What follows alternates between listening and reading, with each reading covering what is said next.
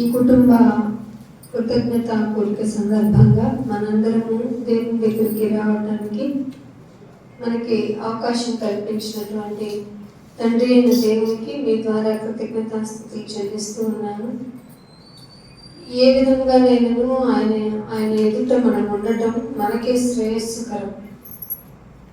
ఆయన ఎన్నో ఆశ్చర్య కార్యాలు, అద్భుతాలు అవి చేయడం ఆయన యొక్క సహజ లక్షణం. మనిషి అయితే తన యొక్క పరిస్థితుల అనుకూలతను బట్టి తన లాభసాధకమైనటువంటి స్థితిగతులను బట్టి మనిషిని ప్రేమిస్తాడు. కానీ మన తండ్రి అయిన దేవునికి అవన్నీ చాలా మనిషి తనకి అనుకూలంగా లేడని తెలిసిన ఏం చెయ్యాలని మనిషిని భూమి మీదకి పంపించి ఆశ కలిగి ఉన్నాడో దాన్ని నెరవేర్చడంలో మనిషి శూన్యతను ప్రదర్శిస్తూ ఉన్నా ఏమాత్రం తన ఆశీర్వాదాన్ని ఇవ్వటంలో మనిషికి దేవుడు ఎక్కడ వెనకంచి వేయలేదు. అంత ప్రేమ మనిషి అంటే దేవునికి. యాక్చువల్గా ఒక మనిషి తప్పు చేస్తే ఆ మనిషి పట్ల మనకి అసహనం వస్తుంది, కోపం వస్తుంది, క్రోధం వస్తుంది. ఇక మాట్లాడను, ఇక వాళ్ళని చూడను, వాళ్ళతో సంబంధ బాంధవ్యాలు పెట్టుకోను, ఇలా తీర్మానించుకుంటాం. తండ్రికి కూడా అలాంటి తీర్మానమే వచ్చింది. మిమ్మల్ని బట్టి నేను దినమెల్లా ఏం చేస్తున్నాడు? ఆయన దినమెల్లా చూస్తూనే ఉన్నాడు, రోధిస్తూనే ఉన్నాడు, బాధపడుతూనే ఉన్నాడు, సంతాపపడుతూ ఉన్నాడు. ఎవరో ఒకరు నా గురించి తెలుసుకోకపోతారా? నా నామ ఘనత కొరకు నిలబడకపోతారా అని తన ఆశ గల ప్రాణమును తృప్తిపరిచే పిల్లలు ఉన్నారా లేదా అనేటువంటి ఆలోచనతో ఎదురు చూస్తున్న కన్న తండ్రికి అకాలము అంటే అసలు కాయలు దొరకని కాలంలో దేవునికి మంచి మనశ్శాంతిని అనుగ్రహించే బిడ్డలుగా కొంతమంది అయినా ఉన్నారు అనేటువంటి ఆశతో మనకి ఇలాంటి అవకాశాలని దేవుడు ఇస్తూ ఉన్నారు. సామాన్యంగా మనిషి ఏమనుకుంటారు అంటే, నాకు అన్నీ చేస్తున్న దేవునికి కృతజ్ఞత కలిగి ఉన్నాను అని అనుకుంటాడు. నీ కంటికి కనబడే వాటి విషయంలోనే నువ్వు కృతజ్ఞతగా ఉన్నావు. నువ్వు చూడలేని, నీకు తెలియని ఎన్నో గొప్ప ఆశ్చర్య క్రియలను నేను చేస్తున్నాను అన్నాడు దేవుడు. అవి త్రుటిలో తప్పేవి అవ్వచ్చు, మన దగ్గరికి రాని రోగ రూపంలో అయినా అయి ఉండొచ్చు.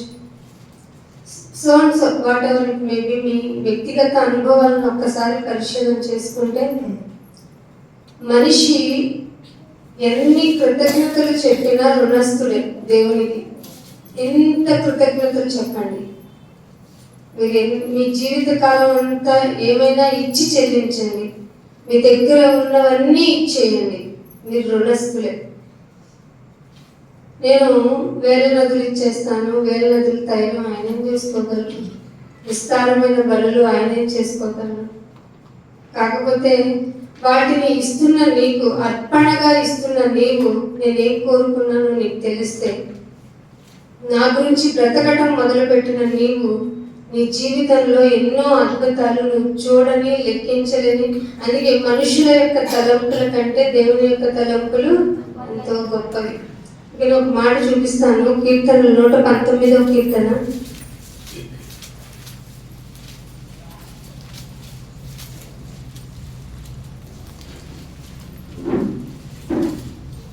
18వ వచనం. 119వ కీర్తన 18వ వచనం.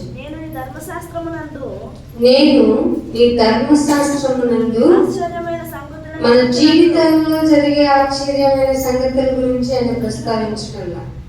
ఇది గమనించారా? నేను చదివించిన మాట, నేను నీ ధర్మశాస్త్రమునందు ఆశ్చర్యమైన సంగతులను చూచినట్లు నా కన్నులు. ఇది ప్రతి ఒక్కరు సంఘ విశ్వాసులకి వారి యొక్క హృదయాలు వెలిగింపబడటానికి మెయిన్గా వాళ్ళు ప్రిపేర్ చేసుకోవాల్సిన విదితం ఏంటంటే మా మనోనేత్రాలను తెరవండి. ఎందుకు నాయనా అంటే నీ ధర్మశాస్త్రంలో ఉన్న ఆశ్చర్యమైన సంగతులు వాటిని చూడాలి. అది చూడటానికి నా కన్నులు తెరవాలి. కామన్గా ఏ విషయానికైనా మన కళ్ళు తెరుచుకుంటాయి, కానీ దేవుని మాట అనగానే కళ్ళు మూతలు పడతాయి. ఇది శరీరపు లక్షణం. అందుకే చెప్పి నేను భ్రష్టుని అయిపోతానేమో అని నా శరీరాన్ని నల్లగొట్టుకుంటున్నాడు అన్నారు పౌలు గారు. నేను నా కన్నులు తెలిస్తే నాకేం విదితం అవుతుంది అంటే 19వ వచనంలో అంటాడు, నేను భూమి మీద పరదేశినై ఉన్నాను. ఏమై ఉన్నాను? మరి పరదేశులైన మనకి ఆధార్ కార్డులు ఉన్నాయి, ఓటర్ ఐడీలు ఉన్నాయి, పాన్ కార్డులు ఉన్నాయి, ఇంకేమున్నాయి, ఆధార్ కార్డులు ఉన్నాయి, లింక్ కార్డులు ఉన్నాయి, మన పేరు మీద భూమి మీద ఎన్నో రిజిస్ట్రేషన్ చేసిన కాగితాలు ఉన్నాయి. మనం మాత్రం పరదేశం కానంటే అన్నీ ఉండటం తప్పంటారా అని నాకు క్వశ్చన్ వేయకండి. మనమే ఇక్కడ వాళ్ళం కాదని చెప్తుంది బైబిల్ అంటున్నాను నేను. తద్వారా మీరు ఏ నిర్ణయాలు తీసుకుంటారు అనేది మీ శరీర యొక్క ఇచ్చను బట్టి, మీ యొక్క ఆత్మ యొక్క తీవ్రత మీద ఆధారపడి ఉంటాయి. నేను భూమి మీద పరదేశినై ఉన్నాను, నీ ఆజ్ఞలను నాకు మనమేం చేస్తాం, బాబు నీ ఆజ్ఞని నాకు తెలియజేయమాకు, అవి మరీ కష్టమైన నేను చేయలేను, నాకు ఇష్టమైనట్టు మాత్రం నేను చేయగలను అని అనుకుంటాం. కానీ ఇక్కడ భక్తుల యొక్క ఆలోచన విన్నారా? నీ ఆజ్ఞలు నాకు మరుగు చేయొద్దు. ఎప్పుడైనా ప్రార్థన చేశారు అలాగా? మన జీవితంలో దేవునికి ఇష్టమైనట్టు మనం మారకపోతే, మన ప్రవర్తన విధానం దేవునికి ఇష్టమైనట్టు కనుక లేకపోతే, ఆయన దగ్గరికి వెళ్ళటానికి ఎలిజిబుల్ క్యారెక్టర్ వైజ్ లో మనం ఉండకపోతే, ఈ భూమి మీద ఆయన పేరు చెప్పుకుని నువ్వు ఎన్ని చేసినా నిష్ప్రయోజనమే. నువ్వు మారాలి అంటే, నువ్వు ఆయనకి దగ్గర అవ్వాలి అంటే ముందు మారాల్సింది నీ మనసు. మాధవి నాకు బాగా ముఖపరిచయం మాత్రమే. తన వాక్యం చెప్పేటప్పుడు చాలా ఆసక్తిని చూపించే విధానం ఆకట్టుకుంటూ ఉంటుంది. కొంతమంది ఉంటారు వాక్యం చెప్పేటప్పుడు వాళ్ళ యొక్క మొహ కవళికలను బట్టి వాక్యం యొక్క ఆత్మ నన్ను ఇంకా నడిపిస్తూ ఉంటుంది. మిగతా ఎవరు వాళ్ళ కుటుంబ సభ్యులు నాకు అంతగా పరిచయం లేదు, తను ఒక్కటే తెలుసు. సో వాక్యాన్ని పట్టుకోవడం అనేది చాలా కష్టతరం. అది దేవుని మీద ఉన్న విపరీతమైన ప్రేమను తప్పించి ఇంకేమి నీకు తెలియదు. వాక్యం అంటే ఏదో పుస్తకంలో ఉన్న అక్షరాలు అనుకుంటున్న వారికి ఎంత చెప్పినా ఏమర్థం అవుతుంది? సో మీరు వాక్యానికి ప్రాముఖ్యతనిచ్చి వాక్యమై ఉన్న దేవుని కనుక మీరు అంటిపెట్టుకుని ఆధారపడి ఉంటే, మీరు అడగకుండానే ఊహించకుండానే అత్యధికమైన మేలులను ఆయన చేయగలరు. మేలు జరగటమే ఆయన యొక్క పని అనుకోకండి. కీడు జరిగినా కూడా ఆయన దగ్గరికి నిన్ను రప్పించుకోగల సమర్థులు ఆయన. మన దేవుని యొక్క విషయం ఏమిటంటే ఆయనే చెప్పారు, గాయము చేసేవాడిని నేనే, గాయం కట్టేవాడిని నేనే. ఏ దేవుని క్యారెక్టర్ ఉంటుంది ఇలాగా? 4 దెబ్బలు కొడతాను రా అని అంటది తల్లి. ఎందుకు నాన్న అంటే నీ ఫ్యూచర్ బాగుండటానికి నేను ఇప్పుడు ఒక క్రమశిక్షణకరమైన జీవిత విధానంలో పెట్టాలి అంటే మాట ఒకటే కాదు, దానికి తగ్గ 2 దెబ్బలు కూడా నేను వేస్తాను, నాకు అధికారం ఉందంటది తల్లి. నువ్వు వచ్చి ఏం తల్లివమ్మ నువ్వు కొట్టి అలా పిల్లవాడిని సాధన చేస్తున్నానంటావు అని అంటారా? మీరు ఏమంటారు? నాకు కొట్టేనా వీడికి భయం చెప్పమ్మా, పిల్లవాడంటే అలా అవుతున్నాడు అంటారా? అంట మీరే మీ లోక సంబంధమైన పిల్లల విషయంలో కొంచెం కష్టమైనా పర్లేదు, శిక్షణ ఇచ్చేనా బిడ్డని ఒక తీరులోకి పెట్టండి అన్నప్పుడు దేవాది దేవుడు, బాబు నేను అన్ని చేయగలవాడిని, కానీ నాకు కావాల్సింది ఒకటి ఉంది రా, నీ హృదయం. దాన్ని తీసుకున్నామంటే అది ఘోరమైన వ్యాధితో ఉంది, దాన్ని నేను ముట్టలేను, నేనా పరిశుద్ధుణ్ణి, మీరు కూడా పరిశుద్ధులై ఉండాలన్న నా కోరిక తీర్చాలంటే ఈ ఆజ్ఞలన్నీ నెరవేర్చాలి అంటున్నాడు. ఇదే 105వ కీర్తన చూడండి. 105వ కీర్తన 3వ వచనం. ఆయన పరిశుద్ధ నామమును బట్టి ఆనందించడం కూడా కాదు, గర్వంగా ఫీల్ అవ్వండి అంటుంది బైబిల్. ఆయన పరిశుద్ధ నామం గురించి అతిశయించాలి. అప్పుడు నువ్వు ఈ లోకపరమైన దేని గురించి అతిశయపడవు, ఈ లోకపరమైన దేని గురించి అతిశయపడవు. యెహోవాను వెదకువారు, వెదకమన్నాడా లేదా? ఆయన తను వెదకటానికి పొలిమేరలు పెట్టాడు. ఆయన పొలిమేరలు పెట్టి వెతుకుతున్న మనిషి వెతుకుతూ ఉన్నప్పుడు నిరాశ పాలవడట. వెతుకువారు హృదయమందు సంతోషించుదురు. ఈ ఫీలింగ్ కనుక మీరు ఫీల్ అయి ఉండుంటే, మీకు వాక్యము యొక్క దేవుని యొక్క తీవ్రత, ఆ తండ్రి యొక్క ప్రేమానురాగాలు, ఆయన ఎంతవరకు నిన్ను ప్రేమించగలరు, ఎక్కడి వరకు నిన్ను కాపాడగలరు, ఇవన్నీ మీకు తెలిసిపోతాయి. అప్పుడు నువ్వు భయపడవు, బాధపడవు, నిరాశ చెందవు, యోగు గారిలాగా నిరీక్షణ గలవారే ఉంటావు. అందుకనే దేవుని యొక్క మాట నీకు విదితం అవ్వాలంటే హెబ్రీయులకు రాసిన పత్రిక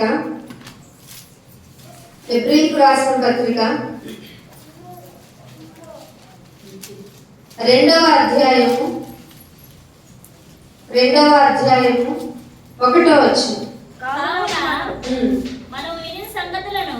మనము వినిన సంగతులను విడిచిపెట్టి కొట్టుకొని పోకుండా ఉండాలి. ఏం చేయాలంట? ఇన్నిసార్లు చాలా సార్లు సంఘం తరపు నుంచి మనం థ్యాంక్స్ గివింగ్ మీటింగ్లు గృహాల నుండి వెళ్ళాయి, గృహాలే మందిరంలోనికి వచ్చి థ్యాంక్స్ గివింగ్ ఇచ్చారు. వాళ్ళల్లో మాకు ఈ వాక్యం బాగా పట్టుకునింది, ఈ వాక్యం ద్వారా మేము ఆదరించబడ్డాం, ఈ వాక్యం మమ్మల్ని భయపెట్టింది, మేము తద్వారా దేవునికి మరింత దగ్గరయ్యాం అన్న సాక్ష్యాలు ఉన్నాయా? బైబిల్ అదే అంటుంది. మనము వినిన సంగతులను విడిచేసి కొట్టుకొని పోకుండా. ఎక్కడ కొట్టుకొని పోతాం? విడిచేస్తే లోకంలోనికి. లోకం ఎలా ఉంది చూడండి, జంతువుల మీద బెట్టింగ్లు పెట్టేసుకొని ఏమేమి చెయ్యకూడదు దేవుని దృష్టిలో, దేవుడు అనే పేరు చెప్పుకునే సుమా ఏమేమి చెయ్యకూడదు అవన్నీ జరిగిస్తూ ఉన్న మనిషికైతే విపరీతమైన కోపం రావచ్చు, కానీ దేవుడు ఏం చేస్తున్నాడు? ఇంకా ఎదురు చూస్తున్నాడట. నీకు ఫుడ్ ఎలా వస్తుంది, నువ్వు ఆరోగ్యంగా ఉండటానికి నీ అవయవాల యొక్క సమతుల్యత ఎప్పుడైతే బాగుంటుంది అని నువ్వు అనుకుంటున్నావో, దానికి కారకులు ఎవరో, ఫుడ్ తినడానికి కారకులు ఎవరో, తిన్నది అరగటానికి కారకులు ఎవరో, నీకు శక్తి రావడానికి కారకులు ఎవరో, నువ్వు డబ్బు సంపాదించడానికి కారకులు ఎవరో, నీకు పరిస్థితులన్నీ అనుకూలం అవ్వడానికి కారకులు ఎవరో, నాకు నెమ్మదిగా ఉంది, భయం లేదు, ఇంకా బాగున్నాను అనుకోవడానికి కారకులు ఎవరో తెలిసి కూడా ఆయన దేవునిగా ప్రేమించగా, దేవునిగా పూజించగా, దేవునిగా ఆరాధించగా, వారికి ఇష్టమైన రీతిలో ప్రపంచం అంతా మునిగి తేరుతున్నా దేవుడు ఏమన్నాడో తెలుసా? ఇంకను నేను వెయిట్ చేస్తున్నాను, అందరూ అంతటా మారాలి అని. ఇదేం ప్రేమ, ఇదేం ఆలోచన, ఇదేం ఓర్పు, ఇదేం ఓపిక, అసలు ఇదేం దీర్ఘశాంతము. ఈయన చూపిస్తున్న మన తండ్రి అయిన దేవుడు, శక్తివంతుడైన దేవుడు ఇంకానూ దీర్ఘశాంతం చూపిస్తూ ఉంటే మనలో అలసత్వం పెరుగుతుంది, మనలో నిర్లక్ష్యం పెరుగుతుంది. తద్వారా నేర్చుకున్నాం, మేము విని ఇక్కడికి వచ్చామన్న వాళ్ళు కూడా విడిచిపెట్టేసి కొట్టుకొని పోతున్నారు లోకంలో. అందుకే బైబిల్ అంటుంది, మీరు వినిన సంగతులు విడిచిపెట్టి కొట్టుకొని పోకుండా ఉండాలి అంటే వాటి యందు జస్ట్ అన్నడా మరి విశేష జాగ్రత్త, మరి విశేష జాగ్రత్త ఉన్న నీ లైఫ్ కున్న విశేషమైన జాగ్రత్త. బయటికి నడుచుకుంటూ వెళ్ళాలి అంటే కంపల్సరిగా మనం స్లిప్పర్స్ వేసుకొని వెళ్తాం, షూస్ వేసుకొని వెళ్తాం, లేదంటే నీకు ఇష్టమైన చెప్పులు వేసుకొని వెళ్తాం. ఒంటికి సురక్షితంగా, ఇప్పుడు చలికాలం కాబట్టి మాస్కుల దగ్గర నుంచి మఫ్లర్ దగ్గర అన్ని ప్రొటెక్టివ్ వేలో వెళ్తున్నాం. మరి ఆత్మ సంబంధమైన జీవితానికి మరి విశేషమైన జాగ్రత్త ఏం తీసుకున్నావు? ముందు వినాలి కదా, విని దాన్ని విడిచిపెట్టకూడదు కదా. వినింది విడిచిపెట్టేస్తే మళ్ళీ లోకంలో కలిసిపోతాం కదా. ఎంత డేంజర్ అంటే విన్న తర్వాత విడిచిపెట్టిన వాళ్ళ లక్షణాలు మేము లోకంలో ఉన్నామన్న సంగతి స్పృహలో లేకుండా బ్రతికేస్తారు. మేము దేవుల్లోనే ఉన్నాం అన్నట్టు. అందుకే మీరు విశేష జాగ్రత్త కలిగిన వారై ఉండాలి అంటుంది బైబిల్. అందుకని ఎఫెసీయులకు రాసిన పత్రిక 4వ అధ్యాయము, ఎఫెసీయులకు రాసిన పత్రిక 4వ అధ్యాయము 18వ వచనం చూడండి. వారైతే విడిచిపెట్టేసిన వారి యొక్క మనస్తత్వం గురించి నేను మాట్లాడుతున్నాను. వారైతే అంధకార సంబంధమైన మనస్సు ఏముంటదండి? దేవుని మాట వినేసి విడిచిపెట్టి కొట్టుకుని పోయే వారి యొక్క మనస్తత్వం ఎలా ఉంటుందో తెలుసా? అంధకారంలో ఉంటుంది. అది వాళ్ళకి తెలీదు. వాళ్ళలో కనిపించే లక్షణం ఏంటంటే కాఠిన్యము, కఠినత్వం ఉంటది. ఎక్కడ? బయటకి కాదు, హృదయంలో. హృదయ కాఠిన్యం వలన తమలోనున్న ఆ జ్ఞానము చేత, హృదయ కాఠిన్యం వల్ల ఏ జ్ఞానం అవుతుంది? అజ్ఞానం వస్తుంది. దానివల్ల ఏమెరగరు? దేవుణ్ణి ఎరగరు. దేవుని వలన కలిగేది జీవము. ఏ జీవము? శరీర సంబంధమైనది కాదు, ఆత్మ సంబంధమైనది. ఆత్మకి చావు లేదు. ఇది గుర్తుపెట్టుకుంటే నీకు నిద్ర పట్టకూడదు. ఎందుకంటే ఈ ఊపిరి ఇక్కడ విడిచిపెట్టిన తర్వాత నువ్వు వెళ్ళే లోకం భయంకరమైన లోకం. అది దేవుడిలో లేని లోకం అయితే, దేవుడిని ఒప్పించుకోలేని, దేవుడిని మెప్పించలేని జీవితం నీకు ఇక్కడ ఉన్నట్టయితే అక్కడికి వెళ్ళిన తర్వాత నీ పరిస్థితి అస్సలు బాగోదు. అందుకే అంటున్నాడు, దేవుని వలన కలుగు జీవంలో నుండి వేరుపరచబడిపోయావన్న సంగతి కూడా ఎరగవు.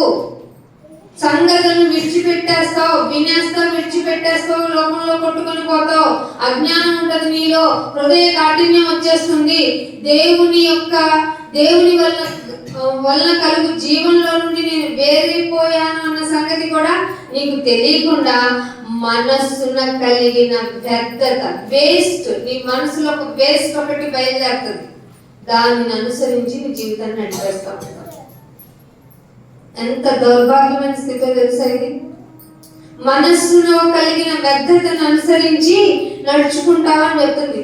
ఏమంటే దేనివల్ల? వాక్యం వినేసి వినిన దానిని విడిచిపెట్టడం వల్ల, లోకంలో కొట్టుకొని పోవడం వల్ల వచ్చే నష్టాలు, హృదయ కాఠిన్యం, దేవుడి నుండి వచ్చే జీవము మొత్తాన్ని పక్కకు వేరు చేసేసుకుని నీ మనస్సులో ప్రేరేపించబడిన వ్యర్థతను అనుసరించి నడుచుకోవడం జీవితంలో నీకు ఆరంభం అవుతుంది. కానీ పేరుకి ఏమైనా గుడికి వెళ్తున్నాను, బాప్తీసం తీసుకున్నాను, బల తీసుకున్నాను, నేను దేవుడికి పొద్దున్నే లేస్తే ప్రార్థన చేస్తాను, ఎలా ఉన్నాను అలా ఉన్నాను అని చెప్తారు. కానీ ఈ రోగాలేవి బయటికి కనిపించవు. ఇంకొక మాట కూడా చూపిస్తాను. రోమిలికి రాసిన పత్రిక 3వ అధ్యాయము 13వ వచనం. వారి గొంతుకు తెరచిన సమాధి, వాళ్ళ యొక్క మాటలు ఎలా ఉంటాయంటే, దేవుడి మాట విన్నట్టు విని నటించేసి, మేము వింటున్నాం, దేవుడి మాటకి ఇచ్చే వాల్యూ మేము ఇచ్చినట్టు మీరు కూడా ఎవరని చెప్పే వాళ్ళ యాటిట్యూడ్ ఆఫ్ లైఫ్ ఎలా ఉంటుందో తెలుసా? గొంతుకు తెరిస్తే సమాధి అట. గొంతుకు తెరిచిన సమాధి. నాలుగుతో ఏం చేయొచ్చు? మనం నాలుగుతో మాట్లాడటం ఒకటే తెలుసు. నాలుగుతో ఏం చేస్తారట? మోసం చేసేస్తారు. అంటే భ్రమపరచడం వాళ్ళకి వెనతో పెట్టిన విద్య. వాళ్ళు ఎలా ఉంటారు? ఇంకా పెదవుల కింద సర్ప విషం ఉంటుంది. వాళ్ళు కదిలిస్తే నోటితో ఏం చేస్తా ఉంటారు? శపించటమే వాళ్ళకి పగబెట్టుకుని ఉంటారు. రక్తము చిందించటానికి వాళ్ళ పాదాలు పరుగులెత్తుతాయి. దేవుణ్ణి విడిచిపెట్టే వారి యొక్క ప్రవర్తన ఎలా ఉంటుందని బైబిల్ చెప్తుంది. ఇంకొక మాట చూపిస్తాను చూడండి. ఇర్మియా గ్రంథము 17వ అధ్యాయము. మాట మీకు అందరికీ తెలుసు. ఇర్మియా గ్రంథము 17వ అధ్యాయము 9వ వచనం. హృదయం అన్నిటికంటే మోసకరమైనది, అది ఘోరమైన అది ఘోరమైన వ్యాధి కలది. ఎప్పుడైతే కఠిన హృదయం అయిపోతుందో, ఆయన మాటను విని విడిచిపెట్టి లోకంలో కొట్టుకుని పోయేవాళ్ళు, మా మనసు చెడ్డది, అది ఘోరమైన వ్యాధి, వాళ్ళ గురించి వాళ్ళు ఆలోచించుకోరట, గ్రహించలేరట. ఇంత ప్రమాదకరపు అంచులలో మనిషి ఉండి ఏ క్షణానైనా దేవుడు వీళ్ళ వల్ల ఉపయోగం లేదు, ఎందుకంటే వీళ్ళు వాళ్ళ వ్యర్థతను బట్టే వాళ్ళ జీవితాన్ని నడిపించుకుంటారు కనుక నేను వాళ్ళ యొక్క చాప్టర్ ని క్లోజ్ చేస్తాను అని చెప్తున్నప్పుడు, ఏ విషయంగా అయితే మీరు మారాలని దేవుడు అనుకుని మీకు టైం ఇచ్చారో ఆ టైం ప్రకారం కనుక మీరు మారకపోతే, మిమ్మల్ని మీరు త్రిప్పుకోకపోతే, మీరు కంపల్సరిగా దేవుని యొక్క ఉగ్రతకు పాలవుతారు అని అంటారు. మేము దేవుని యొక్క మాట అంటే జాగ్రత్త కలిగి ఉన్నాము అంటే దేవుడు ఏం చెప్తున్నాడు చూడండి. ఎఫెసీయులకు రాసిన పత్రిక 6వ అధ్యాయము, ఎఫెసీయులకు రాసిన పత్రిక 6వ అధ్యాయము 13వ వచనం చూడండి, జాగ్రత్తగా చదవండి దీన్ని. అందుచేతను మీరు ఆపద్దినమందు వారిని ఎదిరించడానికి, మీకు ఆపదలు ఇలాంటి వారి వల్లే వస్తాయి. వాక్యం విన్నాము అంటారు, వాక్య ప్రకారం నడుచుకోరు, వారి వ్యర్థతను బట్టి, వారి మనసులు అనుకున్న దాన్ని బట్టి వాళ్ళు ప్రవర్తిస్తారు. వారి వల్ల ఎవరికంట ప్రాబ్లము? వారు ఆపద్దినమందు యథార్థతను బట్టి నడుచుకునే వారిని ఎదిరిస్తారు. సో వాళ్ళని మనం ఎదిరించాలి అంటే మనం ఏం చేయాలి? సమస్తము నెరవేర్చిన వారై ఏం చేయాలి? మనం ఇంట్లో అన్ని సమస్తము నెరవేర్చేసి అన్ని పనులు అయిపోయింది, ఏం లాభం? తెల్లారి దుమ్ము ఉంటుండే, తెల్లారి తర్వాత మళ్ళీ గిన్నెలు ఉంటాయి, తెల్లారిన తర్వాత ఉద్యోగం సంబంధించిన పనులు మళ్ళీ రిపీటెడ్ గా చేయాలి. ఏ పనులు సంపూర్ణంగా నెరవేర్చాలో తెలుసా? నీ జీవిత కాలంలో నువ్వు దేవునికి ఏ విధంగా అయితే ఇష్టమని దేవుడు కోరుకుంటున్నాడో ఆ విధానంలో నెరవేర్చడమే సంపూర్ణంగా నెరవేర్చడం. సమస్తము నెరవేర్చిన వారే నిలవబడుటకు శక్తివంతులుగా ఈ భూమి మీద మనం నిలబడాలి. సమస్తము నెరవేర్చుటకు నిలవబట్టకు శక్తివంతులు అవడానికి దేవుడు ఒక సూట్ ఇచ్చాడట, దాన్నే సర్వాంగ కవచము. వింటున్నారా? మీరు కవచాలు ధరించుకున్నారు. కనీసం ఆయన మెయిన్ గా ఇచ్చిన కవచం, నడుముకు ఒక కవచం ఇచ్చాడు, పాదాలకు ఒక కవచం ఇచ్చాడు.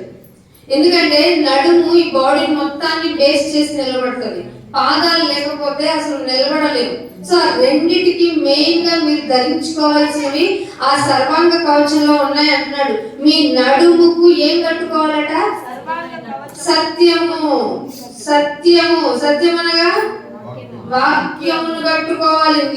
నువ్వు కరెక్ట్ గా శక్తిమంతులై నిలబడాలంటే ఇంట్లో గాని, వీధిలో గాని, లేకపోతే నీ ఉద్యోగ సంబంధమైన, వ్యాపార సంబంధమైన కూలికి వెళ్ళినా ఏ విధంగానైనా నువ్వు దేవుని దృష్టిలో యథార్థవంతుడిగా నిలబడాలంటే నీ నడుముకు సత్యం అనే దట్టి కట్టుకొని దాని మీద మళ్ళీ ఏమేయాలి? నీతి అనే మైమరుపు తొడుక్కుంటున్నారా? నీతితో సత్యంతో మన జీవితాన్ని కొనసాగిస్తున్నామా? ఏమందిలేనైనా ఎలా సంపాదించుకుంటే ఏముంది? నేను సంపాదించుకున్న దానిలో 10వ వంతు అడుగుతావా, 50వ వంతు అడుగుతావా? నీకు ఇచ్చేస్తాను నేను అంటావా? దేవుడితో బేరాలు అడుగుతున్నావు. ఇంకోటి అంటున్నాడు, పాదములకు ఎప్పుడు ఏముండాలి? సమాధానం. ఎందుకంటే వాక్యం వినేసి విడిచిపెట్టి కొట్టుకుని పోయే వారి వల్ల మనకి ప్రమాదం ఉంది కనుక మీరు ఎప్పుడు సమాధాన సంబంధమైన సువార్తతో మీ జీవితాన్ని స్టార్ట్ చేయాలి. అది ఎక్కడ పెట్టాలి? పాదాలకు పెట్టాలి. పాదాలు దేనికైనా ఎక్కడికైనా పరిగెట్టేస్తే దాన్ని ఆపి కట్టి దేవుని దృష్టిలో యథార్థంగా నడిపింపజేసేది ఏమిటట? సమాధాన సువార్త. సత్యం అనే నడికట్టు, మైమరుపు అనే నీతి, పాదములకు సమాధాన సువార్త అనే సిద్ధ మనసు. ఇది ఎవ్వరిలోనూ కనిపించదు. పాట పాడమంటే ఎత్తుకుంటాం, ప్రార్థన చేయమంటే నువ్వు అనుకుంటాం. ఇక్కడే ఈ చిన్న విషయాలకే మనం ప్రిపేర్ అయ్యి సిద్ధ మనసు కలిగి లేకపోతే ఈ క్షణము ఎప్పుడో తెలియదు కదా ఆయన రాకడా. ఏ విధంగా నువ్వు సిద్ధపడి ఉన్నావని ఆయన అనుకోగలరు? నీ మాటలు సిద్ధపరచుకొని ఆయన మందిరానికి రమ్మని చెప్పిన ఆయన మాటలు మర్చిపోయాము మనం. సిద్ధ మనస్సు అనే జోడు, ఒకటి కాదు జోడు తొడుగుకొని నిలవబడాలి. ఇవన్నీ కాక ఈ నిలవబడే విధానం దేనికి నిలబడాలి? ఆరోగ్యం 13లో చదివించాను కదా, సమస్తమును నెరవేర్చడానికి శక్తిమంతులు అవ్వాలంటే మనం ఇవన్నీ సర్వాంగ కవచంలో మెయిన్ వన్న మనం తొడుక్కోవాలి. మళ్ళీ ఇవన్నీ 16 వచనం అంటున్నాడు, ఇవన్నీ కనుక విశ్వాసం అనే డాలు పట్టుకోవాలి. ఎందుకో తెలుసా? దుష్టుడు ఎప్పుడు నీకు అగ్ని బాణాలు వేస్తాడు, ఆపదలని అగ్ని బాణాలు వేస్తాడు, అపాయం అని అగ్ని బాణం వేస్తాడు, లేదంటే రోగం అని వేస్తాడు, మరణకరమైన రోగాన్ని ఇచ్చేస్తాడు, ఆర్థిక పరంగా తలకిందులు చేసేస్తాడు, నువ్వు కోలుకోలేదు దెబ్బను కొట్టవచ్చు. ఈ యొక్క నిస్సహాయ స్థితిలో నువ్వు విశ్వాసాన్ని కనుక కోల్పోతే ఆ దెబ్బ ఎక్కడికి అవుతుందో తెలుసా? దేవుని వరకు వెళ్ళిపోద్ది. సో నువ్వు విశ్వాసం అనే డాలు కనుక పట్టుకొని ఉంటే ఏం చేయొచ్చట? దుష్టుని అగ్ని బాణాలని నీ విశ్వాసం అనే డాలుతో ఆర్పేయొచ్చట. ఇలాంటి సర్వాంగ కవచాలు ధరించుకొని మన మందిరానికి వస్తున్నామా? అసలు మన జీవితంలో ఈ సర్వాంగ కవచాన్ని ధరించుకొని లోకంలోకి వెళ్తున్నామా, లేకపోతే వినేసి విడిచిపెట్టి లోకంలో కలిసిపోతున్నామా? మరి విశేషమైన జాగ్రత్త మీలో ఉందా మీ గురించి? ఇంకా ఏమంటున్నాడు? రక్షణ అనే శిరస్త్రాణము. రక్షణ ఒకసారి వచ్చేస్తుంది అనుకుంటున్నారు. ప్రొటెక్షన్ హెల్మెట్ ఒకసారి సరిపోద్దండి, సీట్ బెల్ట్ ఒక రోజు సరిపోద్దా? మనం ఎప్పుడైతే ట్రై చేస్తామో ప్రతిసారి హెల్మెట్ ఉండాల్సిందే, సీట్ బెల్ట్ ఉండాల్సిందే. మరి రక్షణ అనే శిరస్త్రాణం ఎప్పుడు ఉండాలి? ఎప్పుడు ఉండాలి. ప్రొటెక్షన్ అనేది ఎప్పుడు ఉండాలా లేదా? ఇంకోటి ఏంటంటే వాక్యం అనే ఆత్మ ఖడ్గం మీలో ఉందా లేదా? తూ అంటే తారాకుండా ఏం చెప్తున్నారో ఏం వింటున్నారో తెలియకుండా మీరు ఉండొద్దని బైబిల్ చెప్పింది. మీరు ఏం వింటున్నారో జాగ్రత్తగా చూసుకోండి బైబిల్. ఇవన్నీ ఆలోచించకుండా మీ ఇష్టానుసరంగా జీవితాన్ని గడిపెడితే మీ ప్రార్థన జీవితం ఒక టైంలో ఓడ బద్దలైనట్టు బద్దలైపోద్ది. ఏం దేవుళ్ళే, నేను ఎన్నో విషయాల్లో కృతజ్ఞత చెల్లించాను కానీ ఉపయోగం లేకుండా పోయింది అనేటువంటి మూర్ఖ మనస్తత్వంలోనికి, కఠిన మనస్తత్వంలోనికి మీ జీవితం వెళ్ళిపోద్ది. అందుకనే ఎఫెసీయులకు రాసిన పత్రిక 4వ అధ్యాయంలో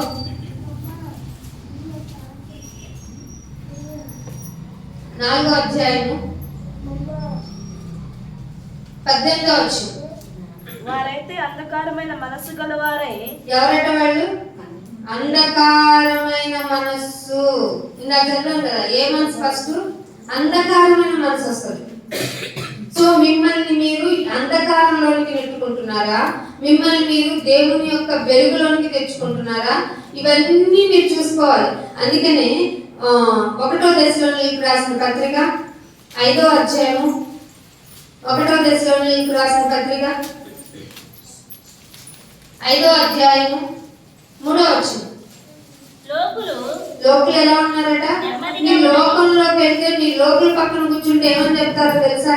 ఏముందిరా అంత బాగుంటుంది, కష్టపడి కొంచెం 4 రాళ్ళు కనికేసుకో, అంత నెమ్మదిగా ఉంటుంది అంటారు. లోకులు ఏం చెప్తారంట? నెమ్మదిగా ఉంది, భయమేమి ఉండదు అని చెప్తారంట. వాళ్ళ పక్కన కూర్చున్నావు అనుకో, నువ్వు నీకేం చెప్తారు? నీకు కూడా భయపడమాకు, అంత నెమ్మదిగానే ఉందని చెప్తారు. లోకులు నెమ్మదిగా ఉంది, భయమేమి లేదని చెప్పుచుండి అలా చెబుతూనే ఉంటారు. ఒక ప్రెగ్నెంట్ లేడీకి పెయిన్స్ ఎలా సడన్ గా స్టార్ట్ అవుతాయో, గర్భిణీ స్త్రీకి ప్రసవ వేదన వచ్చినట్లుగా అకస్మాత్తుగా నాశనం వచ్చేస్తుంది. ఇది బైబిల్ చెప్పిందా? అది దేవుడు ఇచ్చిన శాపమా? లోకులతో కనుక, లోకపరమైనటువంటి జీవన విధానం గడిపే వారితో కనుక మీ జీవితాలు ఉంటే, మీరు వారితో మింగిలైతే వాళ్ళు మిమ్మల్ని భరోసా కలిగిస్తారు. ఏముంది, అంత బాగుంది కదా, ఈరోజు వెళ్ళకపోతే ఏమైంది, అంత బాగుంది కాబట్టి నేను మరింతగా దేవుని దగ్గరికి వచ్చి కూర్చోవాలి అనేటువంటి అవగతము ఎవరికి తెలుస్తుంది? క్రీస్తును అంగీకరించిన వారికి, విశేషంగా వారి పట్ల వారికి జాగ్రత్త కలిగిన వారికి తప్ప ఎవరికి అర్థం కాదు. నెమ్మదిగా ఉంది, అంతా బాగుంటుంది, ఫ్రీ మనం బాగుంటాం అని చెప్పుకునే వాళ్ళ మధ్య మీరు అసలు ఉండకండి. ఏ క్షణం ఎలా పరిస్థితులు తలక్రిందులవుతాయో తెలియదు కనుక రేపేమి సంభవించినో నరునికి తెలియదు కదా. తెలియనప్పుడు టెన్షన్ ఉంటుందా లేదా? మరి దేవా నీ రక్షణ, నీ ప్రొటెక్షన్ మాకు అవసరం. ఇదిగో జరిగిన మా కళ్ళ ముందు జరిగిన వాటికి నీ కృతజ్ఞతలు, జరగని వారికి మరింతగా మేము జాగరూకులమే నీ కొరకు నేను నీ ఎదుట విజ్ఞాపన చేస్తూ బ్రతుకుతాము. ఇదిగో సంగతులను మాకు ఆశ్చర్యమైన సంగతులు చూచినట్లు నా కన్నులు తెరుగునైనా అనే ప్రార్థన విజ్ఞాపనలు ఏమన్నా వెళ్తున్నాయా? అందుకే నాకు మీరు కీర్తనలో చదివారు కదా, 98వ కీర్తనలో లాస్ట్ వచనం చూడండి. 98వ కీర్తన, భూమికి తీర్పు తీర్చుటకై నీతిని బట్టి లోకమునకు దేన్ని బట్టి అండి? నీతిని బట్టి. ఏమైనా నేను వచ్చే అటెండెన్స్ బట్టి కదా, నేను పాడే పాటను బట్టి కదా, నేను ప్రవర్తిస్తున్నానని చెప్పి నటిస్తున్న హిపోక్రటికల్ లైఫ్ బట్టి కదా, కాదు. నీతి కావాలి నీ నుండి. ఆయనకి పరిస్థితులు తారుమారైనా నువ్వు కదల్చబడకూడదు. సత్యమునే పలకవలనన్నది నీ పరిస్థితి బాగున్నప్పుడు మాత్రమే కాదు, బాగున్నప్పుడు కూడా. ఆర్థిక ఇబ్బందులు తలక్రిందులైనప్పుడే కాదు, బాగున్నప్పుడు కూడా నువ్వు నీ నీతిని అనుసరించి నడుచుకోవాలి. అదే అంటున్నాడు, భూమికి తీర్పు దేని వలన అంటే ఆయన నీతి వల్ల. లోకమునకు తీర్పు తీర్చుటకు న్యాయమును బట్టి జనులకు. ఏ న్యాయము? ఆయనకు ఒక న్యాయం ఉంది. ఆ న్యాయము బట్టి తీర్పు తీర్చుటకు యెహోవా వేంచేసి ఉన్నారు. ఆల్రెడీ స్టార్ట్ అయిపోయారు. ఏమయ్యారైనా? ఆల్రెడీ స్టార్ట్ అయిపోయాడు. అందుకే ప్రపంచం మొత్తం చాలా గణగణ ధ్వనులతో చాలా ఎంత డేంజర్ గా ఉందంటే, రోజుకొక యుద్ధ సమాచారాలు వింటున్నాం, భూకంప సమాచారాలు వింటున్నాం. తెలియకుండా సడన్ గా నువ్వు హాస్పిటల్కి వెళ్తే నీకు ఏ రోగం ఎప్పుడు బయటపడుతుందో తెలియనంత ఘోరమైన పరిస్థితులకు వెళ్ళిపోతున్నావు. ఇంటికి వచ్చాను, జాగ్రత్తగా వినండి. నేను చెప్పే మాట జాగ్రత్తగా విని దాన్ని గైకొను వాడే నాకు అవసరం అంటున్నాడు దేవుడు. వాళ్ళనే నేను ధన్యులు అంటున్నాడు దేవుడు. అందుకే లాస్ట్ గా ఒక మాట చూపించి ముగించేస్తాను చూడండి. యెషయా గ్రంథము 51వ అధ్యాయము. ఈ మాటతో చెప్పి ముగిస్తాను. 51వ అధ్యాయము 13వ వచనం. బాధపెట్టువాడు నాశనము చేయుటకు సిద్ధపడినప్పుడు ఏం చేస్తాడట? బాధ పెట్టేవాడు వాడికి బాధ పెడుతున్నాను కదా రియలైజ్ అవ్వడు. లోకంలో లోకులు ఇలాగే ఉన్నారు. వాక్యాన్ని విన్నట్టు విని నటించి విడిచిపెట్టి లోకంలో కలిసిపోయిన వాళ్ళు కూడా మెయిన్ గా కనిపించే లక్షణం ఏంటో తెలుసా? ఎదుట వాడిని బాధ పెట్టడం. ఆ బాధ పెట్టేవాడు వదలపెట్టకుండా నువ్వు నాశనం చేయడానికి కూడా సిద్ధపడినప్పుడు వాని క్రోధాన్ని బట్టి నువ్వు నిత్యము భయపడతావా? ఏమది? అలా భయపడకూడదు మనం. ఏమంటున్నా చూడండి, ఆకాశములను వ్యాపింపజేసి ఏం చేశాడంటే ఇల్లుని కాదు ఎక్స్టెండ్ చేసుకుంది. ఆకాశాలను వ్యాపింపజేసి భూమిని పునాదులు వేసిన యెహోవా అనగా ఉన్నవాడైన నీ సృష్టికర్త అయిన దేవుణ్ణి మరుస్తావా కదా? దేవుడు అడుగుతున్నాడు, సృష్టికర్త అయిన దేవుణ్ణి మర్చుతావా? బాధ పెట్టేవాడి కోపం ఏమవుతుందో నీకు తెలీదా? ఖచ్చితంగా తెలుస్తుంది. సో మీ జీవితంలో ఎవరికి భయపడుతున్నారు? 14వ వచనంలో కృంగబడిన వాడు త్వరగా విడుదల పొందుతాడు అంటున్నాడు. 16వ వచనంలో చూడండి, నేను ఆకాశములను స్థాపించినట్లు భూమి పునాదులు వేయినట్లు నా జనము నీవే. ఏం చెప్తున్నాడంటే దేవుడు? నా జనము నువ్వు నాయనా అని చెప్తున్నాడట. చెప్పడం కాదు, ఏం చేస్తున్నాడట అని, నా జనము నీవే అని సియోనుతో చెప్పినట్లు నీ నోట నా మాటలు ఉంచుతాను. ఇప్పుడు గుర్తుపట్టండి, మీరు ఎల్లప్పుడూ దేవుని మాటలు మాట్లాడేవాళ్ళు, దేవుని పరమైన విధి విధానాలు చెప్పేవాళ్ళు, వాటి ప్రకారం క్రియలు జరిగించేవారే అని పిల్లలు. వాళ్ళట వారిని నీ నోట నా మాటలు ఉంచి నా చేతి నీడలో నిన్ను కప్పుతాను. ఎంతకంటే మంచి అంబ్రెల్లా అక్కడ ఉంటుందండి. మన అంబ్రెల్లా కన్నా బొక్కలు పడిపోతుంది. మన యొక్క నీడ, మన ఇల్లు అయినా ఒక రోజు మనకి ఈ నీడని ఇవ్వకపోవచ్చేమో, కానీ దేవుడు అంటే నా చేతితో నిన్ను కప్పాను, నా నోట నీ నోట నా మాటలు ఉంచాను. నేను కామన్ పర్సనాలిటీని అయితే కాదు, నాకు నీ కృతజ్ఞత ఎలా ఉండాలి అంటే నా నీతిని అనుసరించి ఉండాలి, నా న్యాయమును అనుసరించి ఉండాలి. ఇది ఒక కార్యం, ఇది ఒక్కటే ఆశ్చర్య కార్యం అనుకుంటున్నావా? నేను చేయగలిగిన ఆశ్చర్య కార్యాలు నీకు తెలియవు, నీకు తెలియని అనేక ఆశ్చర్య కార్యాలు నేను చేస్తున్నా. నా కొరకు బ్రతికి చూపించు. ఒక రోజు లోకానికి తీర్పు తీరుస్తాను, ఆ తీర్పులోకి నువ్వు రాకు. ఆ రాకుండా ఉండాలంటే ఈ భూమి మీద నాకు ఇష్టమైనట్టు బ్రతకమని దేవుడు చెప్తున్న విధానాన్ని మనం ఎల్లప్పుడూ పాటించడానికి సముఖత కలిగి ఉండాలని ఆశపడుతున్న నా మాటలు ముగిస్తున్నాను. ప్రార్థన చేస్తాను. తండ్రి, మీకు ఎంత వందనాలు, స్తోత్రాలు నాయన. లోకంలోనికి వెళ్ళిన కొద్దికి ఆశలు జరుగుతూ ఉంటాయి, కానీ నీ దగ్గరికి వచ్చినప్పుడు నాయన ఆ ఆశలన్నీ తెరిచేసుకొని నీ కొరకు బ్రతకటం వల్ల జీవితంలో ఎంతో నెమ్మది ఉంటుందని మాకు తెలియజేశారు.